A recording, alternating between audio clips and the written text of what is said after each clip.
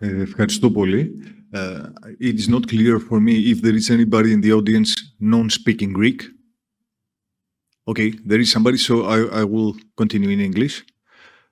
Okay, my name is Pantelis Natsiavas. I am a research engineer from the Institute of Applied Biosciences in Thessaloniki, CERT. So I could not agree more with anybody, with any of my co-speakers here. It's obvious the panel has as a main issue the digital transformation of healthcare. So everybody here wants to have the digital transformation of healthcare. Everybody here understands the benefits of having it. So why don't we really get the impact that we would really like to have? I don't have any slides, so I will be very brief. But I will summarize some thoughts that I noted down.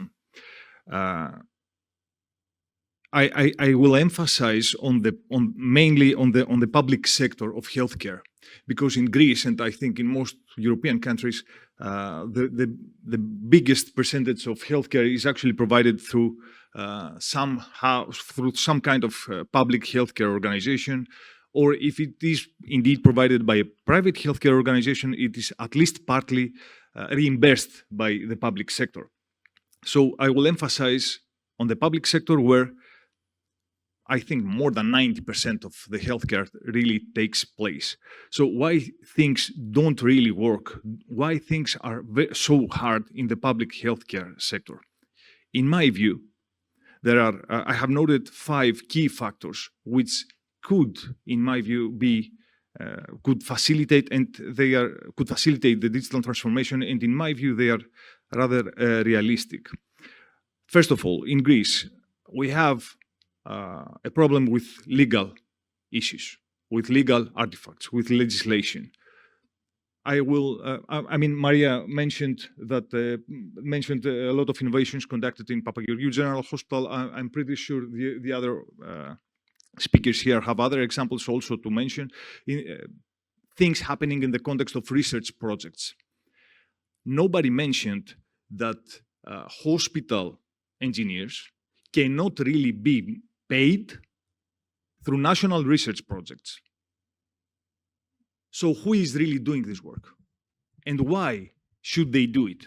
Why should the hospital engineers, the hospital IT engineers, participate in our projects? No reason to do that. They only do it because they like to. Okay. These kind of legal issues are not that hard to solve, but they are not solved. We keep discussing them. I work on e-health for the last 10 years. These issues are huge.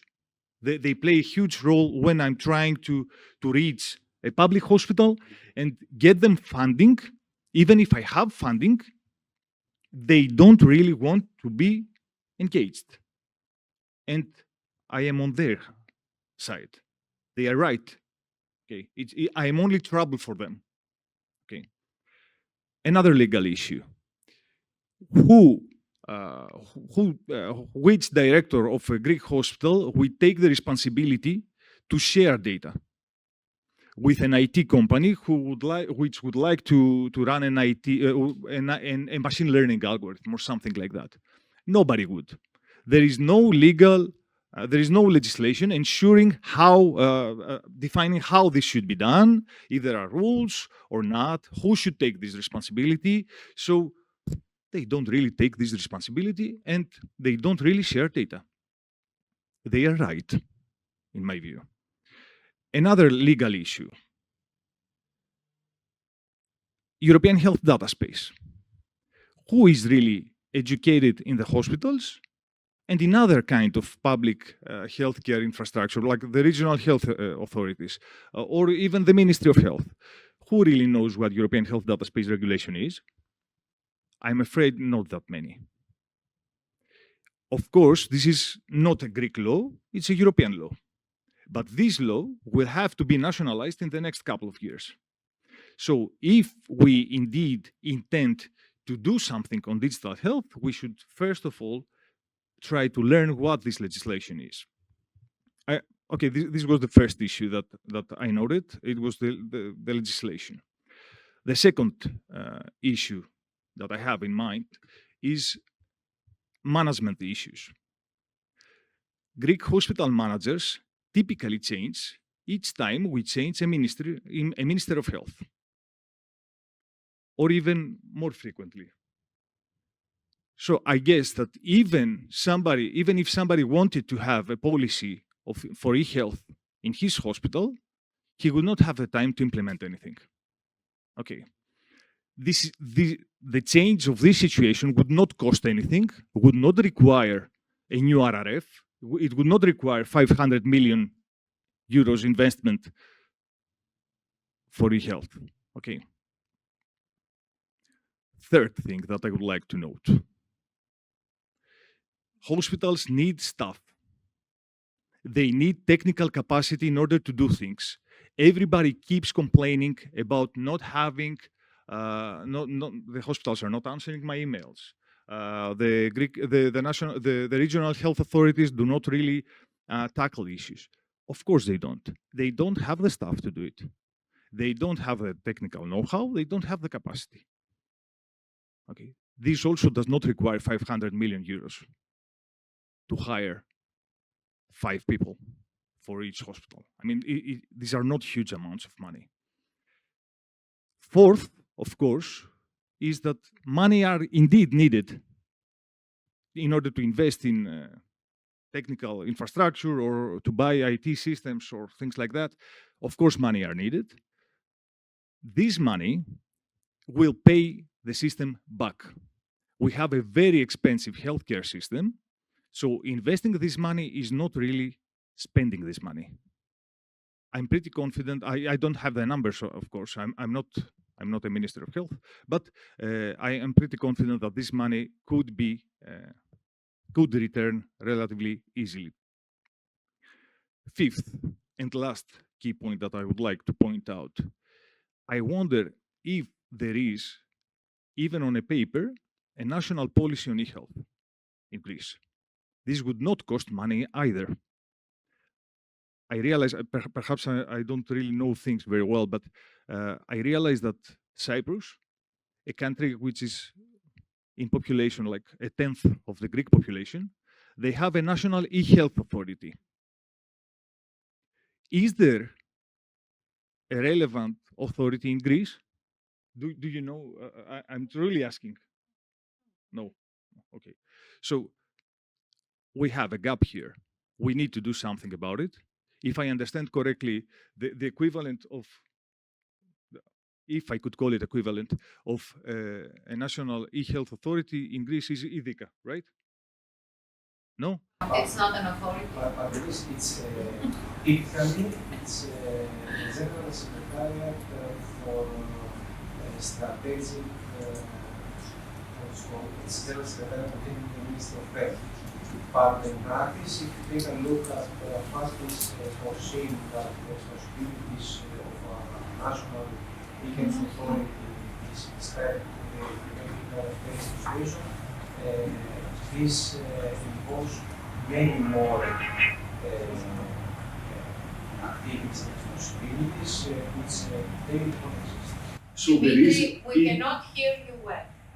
If you don't speak up, please speak up so that other people can hear. Is there a microphone?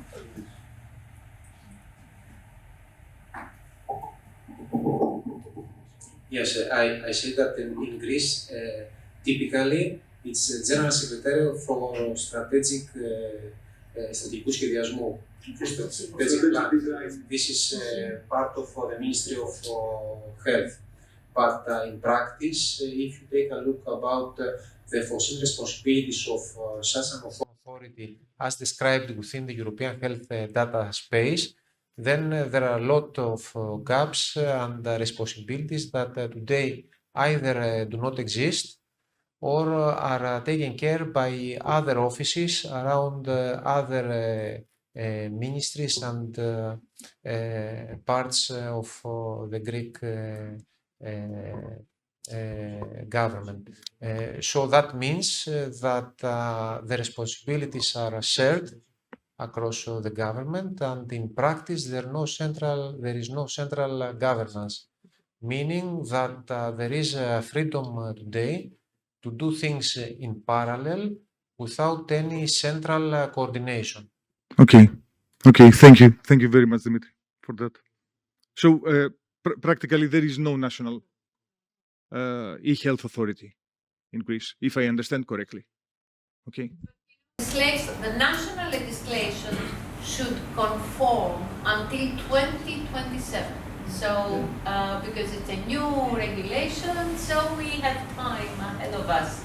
And the community should just have a role in convincing the legal changes that need to be taken. Yes, of course. This is why I'm saying this very loud. So until these things come true, until these things are done, I'm very much afraid that these success stories that have been mentioned here, I know very well the success stories by the Papageorgiou Hospital because I work a lot with them. Okay, I mean Papageorgiou Hospital is currently the first hospital from Greece joining the European Medicine Association Darwin network, where real-world data are going to be analyzed for this kind of for the secondary use of in the context of European health data space. So there are success stories. I don't want to paint everything black, but these success stories. I mean, smart health has been mentioned, where a lot of organizations are getting consulting services, and we collaborate a lot on bringing new projects or developing new products. But I'm very much afraid that these very nice success stories are too scarce and will remain scarce until we have a central policy. I was brief, wasn't I?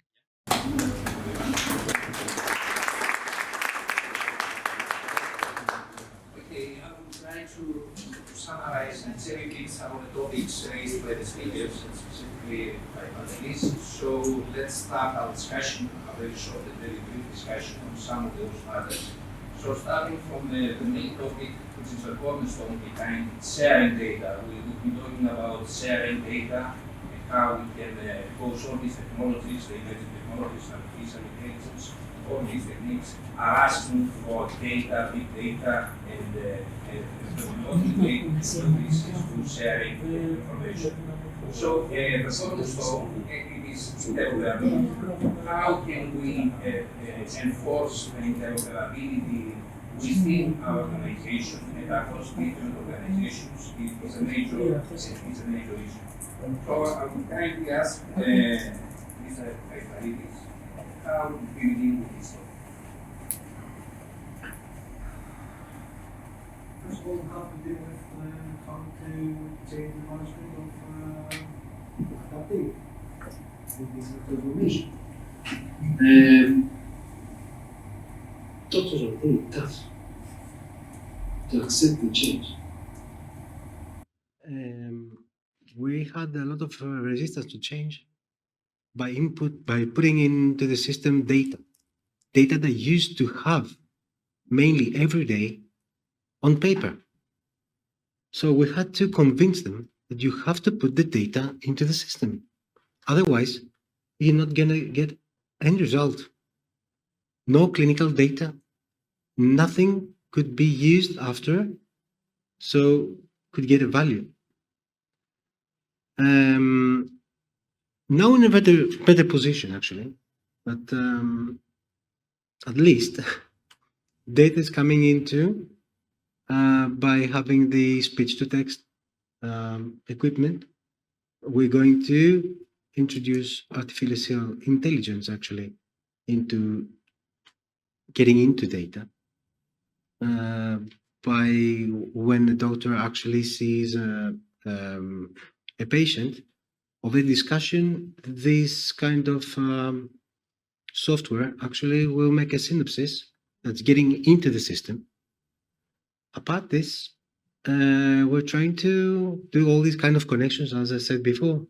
So ultrasound data will be getting into the parameterized documents, which are already there, but still they have to do the rest of the job. So they have to complete the history of the patient completely. They have to get into the medicine that needs to be into the system. So if some kind of medicine is not in our stock, we have to actually free text the medicine is going to be given to the patient. So we have these kind of issues, but monitoring, training, and are the only things actually we can do at the moment.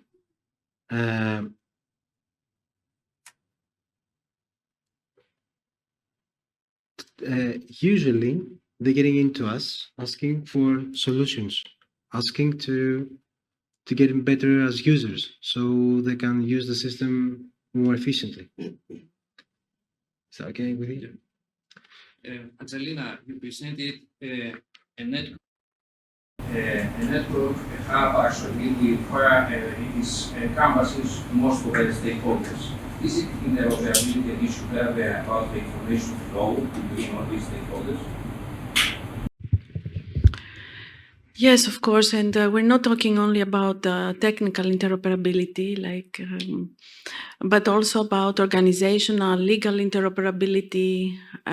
We cannot go and have integrated systems unless we have solved and look into all these issues.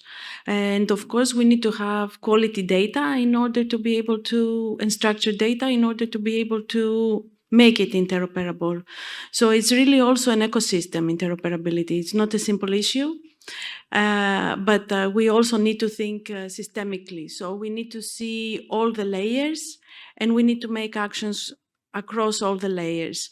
And the most important thing, I believe, is for the people who procure the new systems to understand what interoperability is and how to implement it, because technically we have advanced in many domains, and our speakers here showcased an example, the Eden example and the OMOP CDM standard, and how a national hospital has implemented it, which is an amazing use case.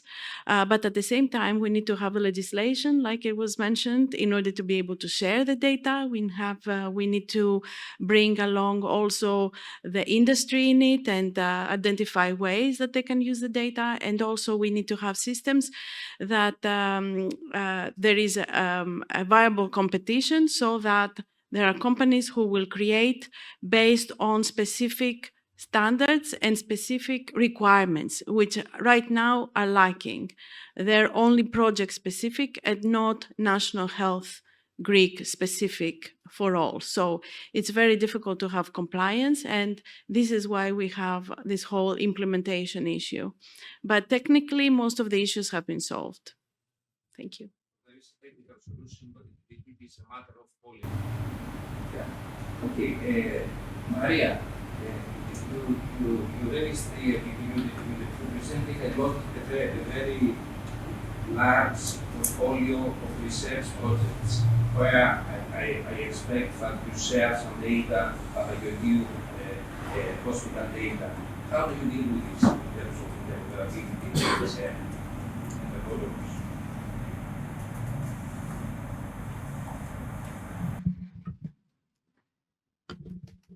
Regarding the data sharing, we have a close collaboration with EGETA and specifically with Pantelis since 2018. From this time and all these years, we have formed our συμβάσεις, our contracts, our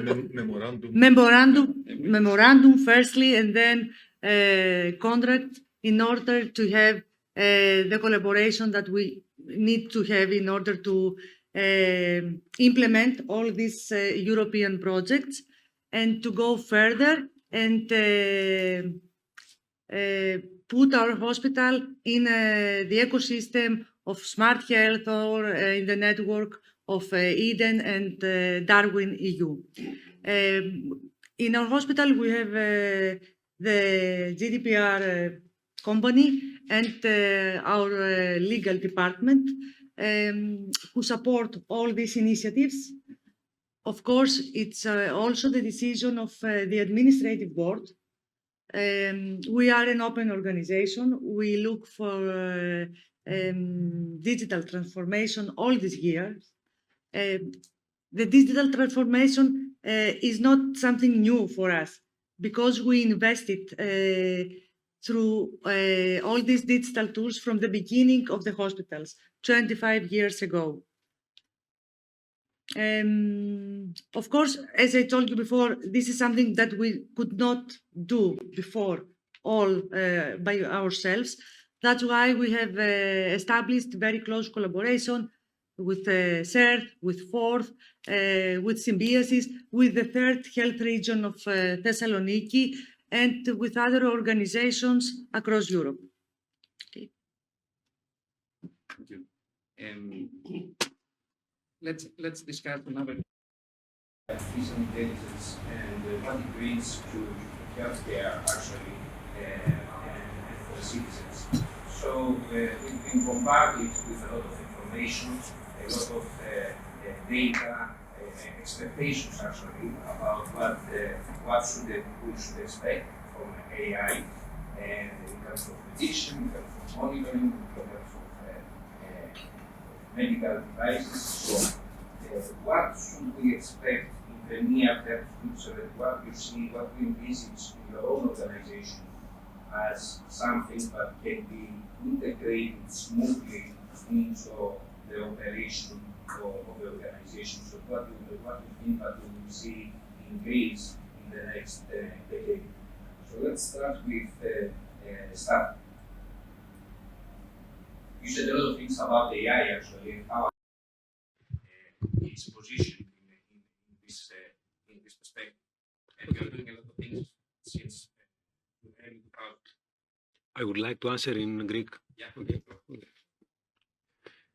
Όπως προείπα, το 2018 έχουμε υιοθετήσει ήδη τις εφαρμογές τεχνητής νοημοσύνης, παρόλο ότι σε πρώιμο στάδιο υπήρξαν πάρα πολλές αντιδράσεις από τους γιατρούς για την υιοθέτηση, γιατί ακόμη και σήμερα πιστεύουν, ας πούμε, ότι θα τους αντικαταστήσει.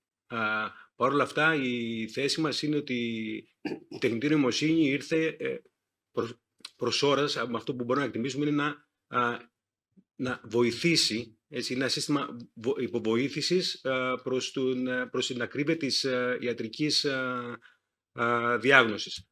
Τώρα, αυτό που περιμένουμε τα επόμενα χρόνια είναι ότι η τεχνητή νοημοσύνη θα είναι ένα εργαλείο που θα μπορέσει να αξιοποιήσει και να αξιολογεί πιο εύκολα τα δεδομένα που έχουμε διαθέσιμα, συνδυαστικά με τις φορετές συσκευές, όπως προαναφέρθηκε. Είναι πολύ πιο εύκολο να αξιολογηθούν τα αποτελέσματα, ένα σύστημα υποβοήθησης που δίνει στο γιατρό να εστιάσει ακριβώς σε αυτό που χρειάζεται. Πάντα η ιατρική γνώμη είναι σύμφωνη. Θα έχουμε καλύτερη παρακολούθηση των ζωτικών αποτελεσμάτων σε πραγματικό χρόνο. Πιο ασφαλή η αποθήκευση και διακίνηση των ιατρικών αποτελεσμάτων. Σαφώς όλες αυτές οι αναδυόμενες τεχνολογίες με χρήση της τεχνητής νοημοσύνης θα βοηθήσουν στο έπακρο την ιατρική διάγνωση τόσο ποιοτικά όσο και ποσοτικά. Pantelis, you come from research mainly, but you have a prolonged experience with many organizations. So what is your point of view regarding AI in the next 5 to 10 years? In technical terms or on behalf of the end users? On behalf of the end users, what would be actually the problems in integrating in the AI technology in the daily operation of the organization? Well, the easy answer would be that the challenges would be the same as with every new technology. So the answer, I guess, would be what Dimitris has suggested. I mean, co-design and design, or whatever you name it, I mean, design thinking or whatever. So you need to engage the end users before enforcing the use of a new system. I mean, we have seen such examples also very recently here in Greece, but this is a global issue. I mean, usability and user experience should be number one priority. But this is not only a technical issue, this is also an organizational issue. So I would not say that this lack of acceptance or this resistance change or whatever you name it, I mean, you have also referred to that, has to do specifically with the AI. I mean, nobody cares if this is AI or not. It's a new system. The doctor does not want to get involved with new systems. He is there to treat patients, not to deal with systems. Okay, so if I have seen a very interesting approach very recently. There was a guy speaking, and he was a user experience expert, and he was saying that the change of the treatment paradigm is huge, because now the doctor is looking at the monitor, writing down things when he's supposed to be looking the patient at the eyes. Okay, but now the doctors don't really look the patients, they mostly look at monitors. This is a treatment paradigm change. Okay, so the true usability should be that he shouldn't have any system. I mean, this is what this guy was saying, because he needs to check on the patient, not a monitor.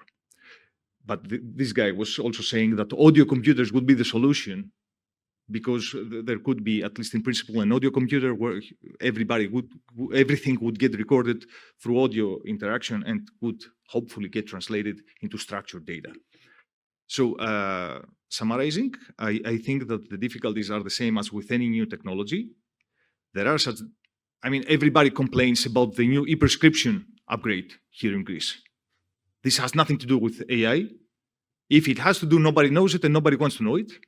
They just want to write a prescription, and they can't. This is the end of the story. It's as simple as that. No special focus on AI.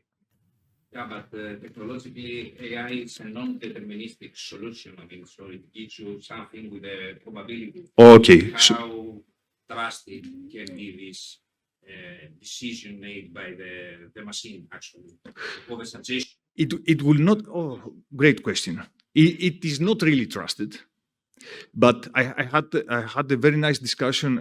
I was in a conference with many doctors, and you know, the issue of explainability came up, where everybody, all the engineers were arguing that an AI system should be explainable, and explaining to the doctor why this decision or this hint was really taken. And then a doctor raised his hand and told us that I don't care how this decision came up. I just want to know that this is a good suggestion. I don't know how drugs really work, but I give them to patients.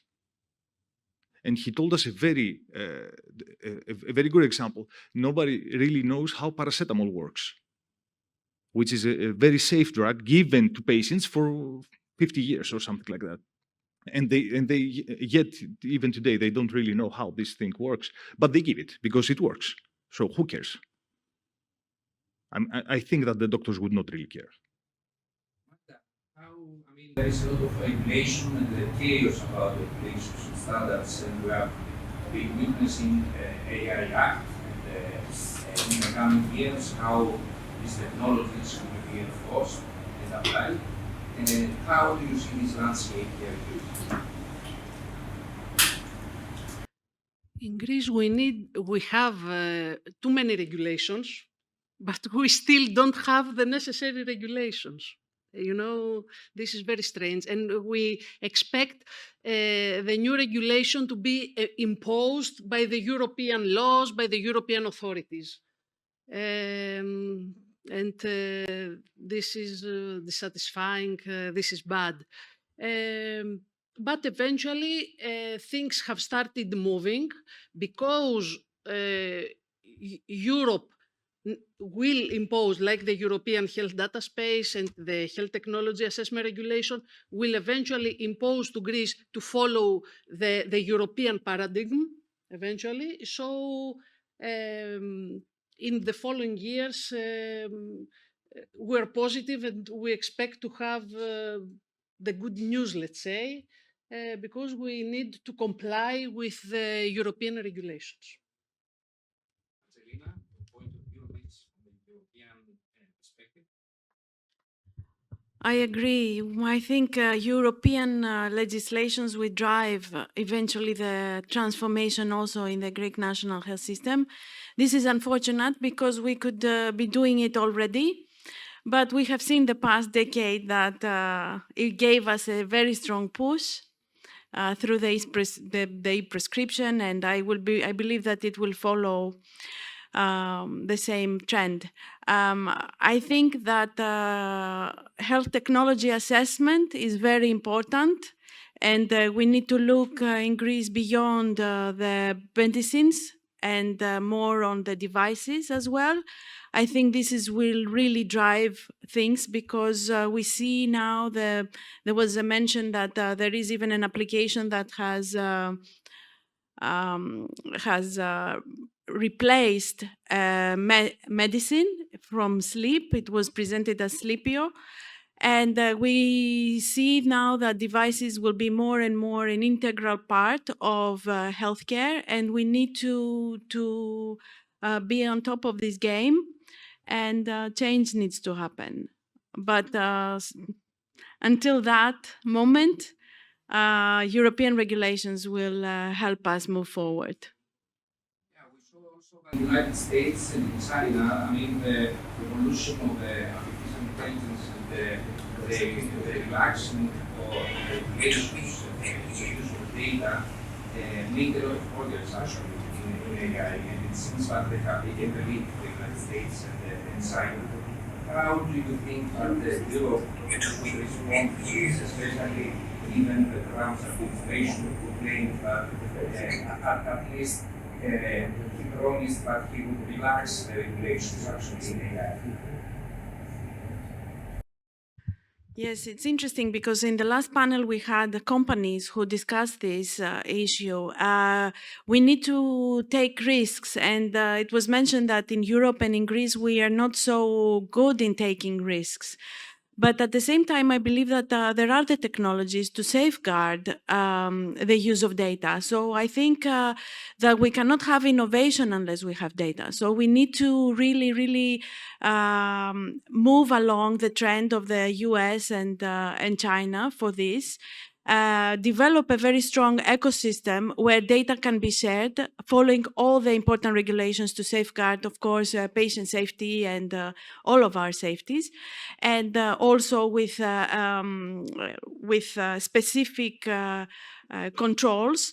Right now, this is impossible. Even if there is the legislation, it is impossible to use any data sets because the Ministry of Health is just stopping any research, not let alone innovation, research using data, even though the organizations might have agreed that they want to share the data.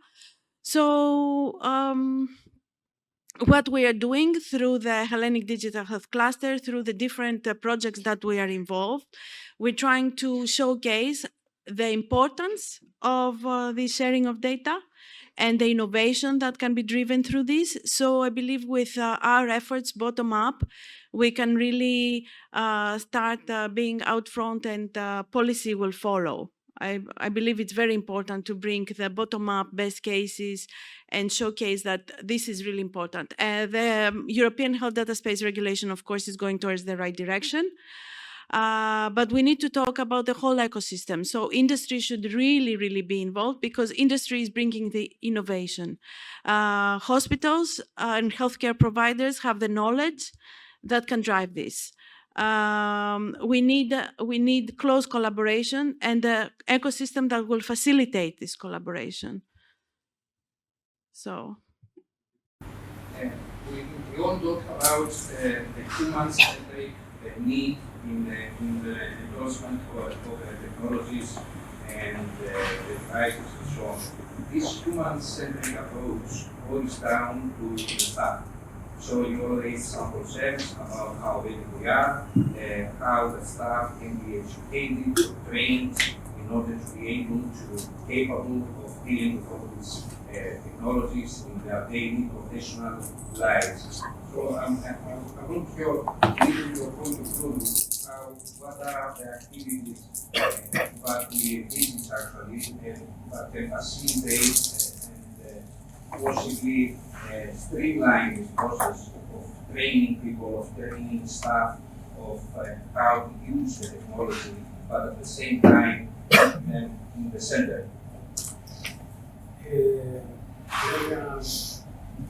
Μια απάντηση που δεν έχει βάσει του Chatzikou. Εγώ το κομμάτι νομίζω είναι το design thinking με όλους τους χρήστες. Άρα όσο πιο καλά αντιληφθούν ποιοι είναι οι χρήστες και τι personas μπορεί να συγκεντρώσουν τα χαρακτηριστικά τους, θα έχουν καλύτερο σχεδιασμό. Αν τους έχουμε από την αρχή ενταγμένους, θα αποφύγουμε λάθη και θα είναι πιο χρηστικά όλα τα συστήματα που θα συνδυάσουμε. Φυσικά δεν είναι αρκετό. Η καλύτερη μέθοδος είναι το evaluation, το στοιχείο evaluation σε αυτό που παραδείγουμε. Από την αρχή, το δεύτερο κομμάτι είναι να κάνουμε stake evaluation και να ξανασχεδιάζουμε για αυτό με τα λάθη. Και το τρίτο είναι πριν κάνουμε μεγάλες επενδύσεις και μεγάλες αλλαγές, ας κάνουμε τους πιλότους σε διαφορετικές ομάδες για να μπορέσουμε να κάνουμε λίγο πιο αποτελεσματικό και να κάνουμε χρόνο και χρήμα σε κάτι που φανταζόμαστε ότι θα δώσει πίσω, αλλά στο τέλος της ημέρας θα είναι τέλειο τεχνικά, συνδεδεμένο με τα legal framework και οφείλει τη διαφορά μας έχει ξεπεράσει την κάθε περνότητα. Και το AI είναι αυτό το πράγμα. Το σχέδιο της φέρας έχει σημαίνει το ένα συγκεκριμένο. Αυτή η τρεις πρίμα είναι τα factors. Yeah, the design thinking approach has a prerequisite, but all stakeholders are getting involved in the design of a product or a service or whatever. Is it so, Magda? I agree, and now I wanted to answer this question because I will use my second hand as an academic, let's say, as a teacher at Hellenic Open University in healthcare management. And when you have a new program in place or you want to implement a new program, you need to give a motivation to people that are going to have to use this product or this program or whatever. So we need to have, for the design, for the educational program, we need to give a motive either to physicians or to healthcare providers or to nurses, etc. And if they, in order to understand the need and how they will get benefit out of that program, if they understand the need, I'm sure that they will, as Dimitris said previously, they had the need of the testing, of doing the testing themselves. So they had the motive. If personnel understands the motive, then they will certainly go for it. This is the management of change. This is a difficult issue. When it is something human-centric, it is very difficult to implement.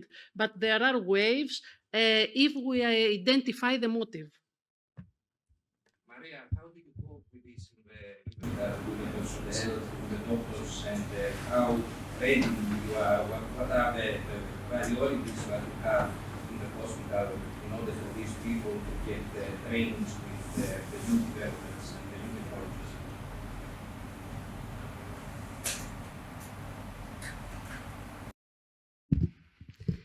Actually, training in our hospital is an ongoing procedure in all healthcare staff.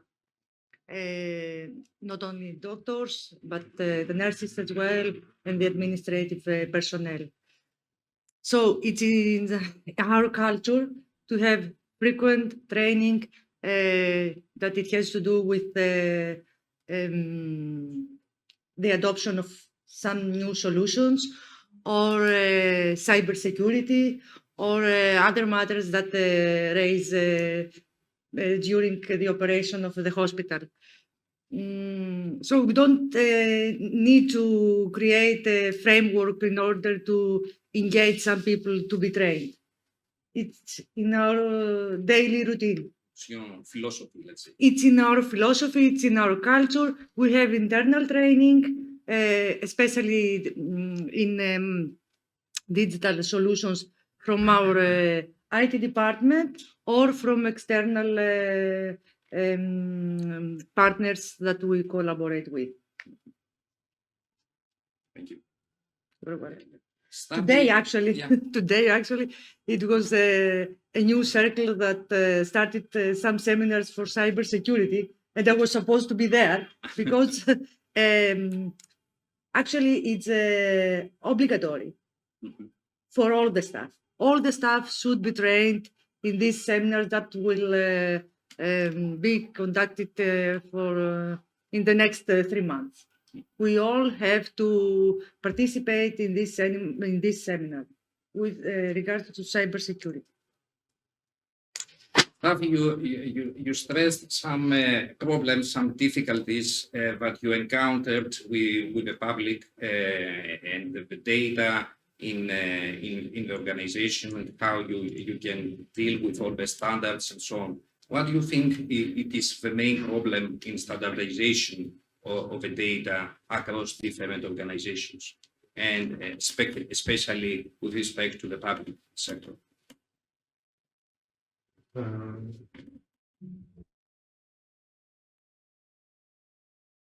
Υπάρχει ένα θεσμικό πλαίσιο, ένα νομικό πλαίσιο που να ορίζει, ας πούμε, τα στάνταρ στα δεδομένα. Παρ' όλα αυτά, υπάρχουν ευρωπαϊκά πρωτόκολλα που μπορούμε, ας πούμε, να υιοθετούμε προκειμένου να υποστηρίζουμε την ανταλλαγή αυτών των δεδομένων. Δηλαδή, πάντα το λογισμικό που επιλέγουμε προσαρμόζουμε να είναι εναρμονισμένο με και να υποστηρίζει πρωτόκολλο HL7, FHIR για την εύκολη ανταλλαγή των δεδομένων. Προσπαθούμε μέσω των πρωτοκόλλων αυτών να ενισχύσουμε και να ενθαρρύνουμε και να προωθήσουμε όλων των μορφών εξαγωγής, δηλαδή ό,τι εργαλείο μπορούμε να χρησιμοποιήσουμε για να ανταλλάξουμε τα δεδομένα αυτά. Πάντα μέσα σε ένα ασφαλή και συμπαγές περιβάλλον, όπως ορίζει ο κανονισμός, όπως ορίζει το GDPR, και ειδικά το πλαίσιο στα ιατρικά δεδομένα γνωρίζουμε όλοι πως είναι πάρα πολύ αυστηρό.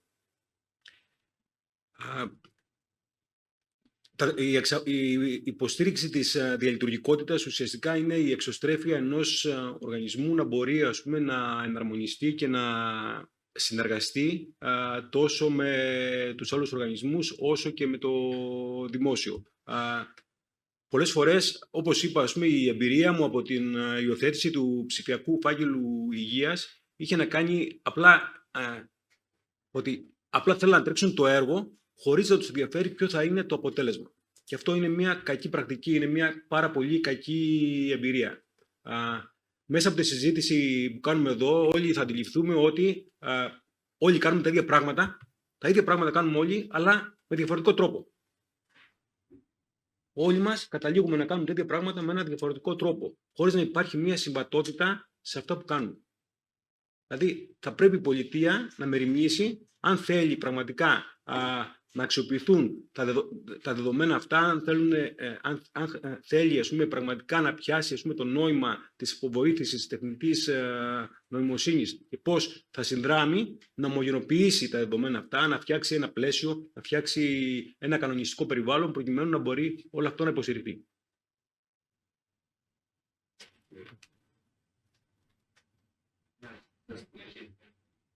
Angelina, from the European perspective, what would be the role of the European Union in this endeavor of convergence? For standards, it ties a little bit with the interoperability issue that we spoke, and I believe that many things have been already solved. Like standards exist now for a very, very long time. It is, of course, very important to set the ways that these standards are implemented, because even though a standard exists, doesn't mean that it's implemented in the same way everywhere, and then these two systems can work with each other. Greece is making an effort towards this direction by establishing also scenarios, because as I spoke before, we need to have standardized somehow services, like a pathway, a service that has been set up from a beginning, that has a beginning, a middle, and an end, all the steps, because then interoperability needs to happen in each one of those steps. So if this is streamlined, then we can go and put their systems. Europe has made a lot of different projects and regulations and activities towards this direction. But the problem is that it leaves member states a leeway sometimes to say how they can comply. And some member states, including Greece in some cases, do not comply with these regulations. And this creates a lot of problems. I will come back with this literacy that we spoke. We need to have literacy at all levels within a country, so that what Europe has set up is understood by the politicians who will create the reforms. And this is not something obvious.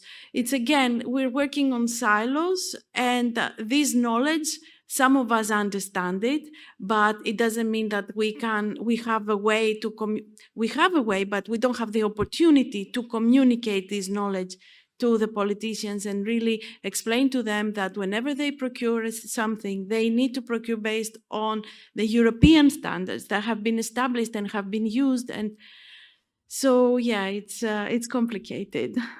This is why we need a systemic thinking, systems thinking to solve a complex problem. So, thank you.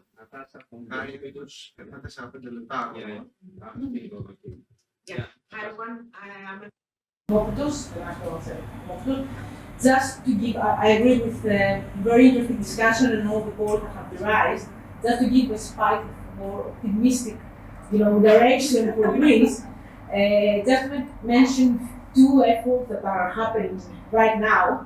The one is the national strategy for the adoption of AI in Greece that has been published 2 months ago, and one of the main pillars itself, where all these issues that have been mentioned are mentioned, and they try to give some directions on how to, to overcome them. One of them is the national digital electronic health record, that, as far as I know, is currently implemented and will be finished by this year. Let's hope it's true and it's going to be worked, so we can solve all these interoperability issues.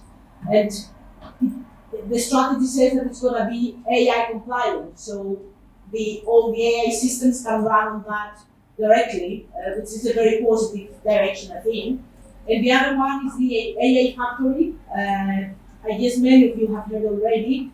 It's one of the 7 factories that have been accepted by the EU, and it starts in April. And it tries to create this ecosystem that we say to have both companies and public sector and everybody to use AI. One of the pillars itself. So the idea is that we have also data in there. So to use the data that are available with the high performance computing infrastructure that is being built right now, the data loss infrastructure, and try to put all this together with all the legal issues and everything. So let's hope we'll have a positive outcome, and we'll catch up with the rest of Europe. That's it. Yeah, if you allow me to add something that I just mentioned.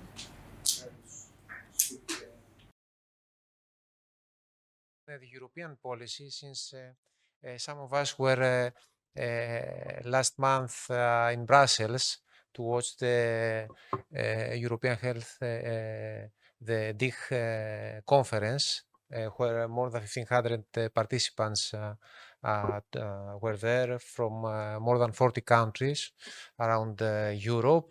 Clearly, the European strategy is towards investing in artificial intelligence, and the European Digital Innovation Hubs are considered to be a cornerstone in that direction, linked to the AI factories that were just mentioned. Yeah, taking this as a good point, Pantelis, you participated in Smart Health, and what was your experience in this? How this Hub, European Innovation Hub, actually helped you in your research? Our team's experience was very positive, is very positive.